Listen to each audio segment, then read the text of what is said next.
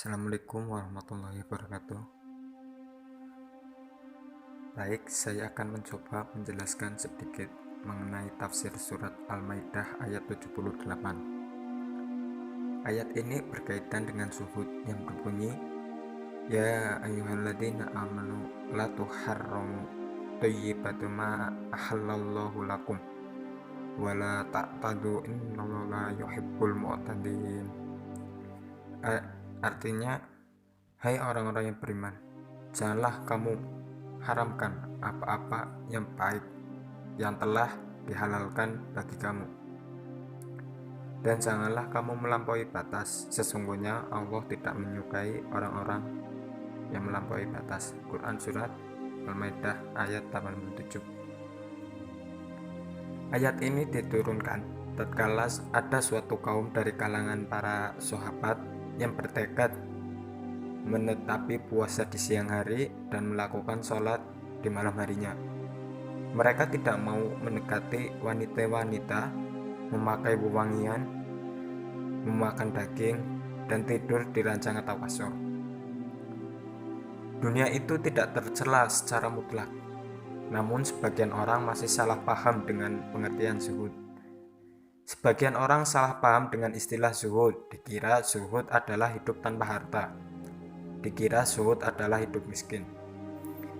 Imam Abdurrahman bin Nasir As-Sa'adi menafsirkan ayat ini, hai orang-orang yang beriman, janganlah kamu haramkan apa yang baik yang telah Allah halalkan bagi kamu dari makanan dan minuman, karena ia adalah nikmat Allah yang Allah berikan kepadamu. Jadi, zuhud itu bukan berarti menjauhi dan membenci dunia secara mutlak, namun bersyukur dan pujilah Allah atas apa yang telah dihalalkannya untuk kita. Jangan mengkufurinya dengan tidak menerimanya. Sementara dalam tafsir Al-Muhtasyar, Allah melarang menjadikan hal yang haram menjadi halal dan yang halal menjadi haram, seperti mengharamkan makanan, minuman, dan kenikmatan yang halal atau menghalalkan makanan dan minuman yang diharamkan. Jika itu dilakukan, maka akan mempersempit apa yang telah diluaskan oleh Allah dan meluaskan apa yang telah dipersempit oleh Allah. Itu adalah perbuatan yang melewati batas. Sungguh Allah membenci orang-orang yang melewati batas.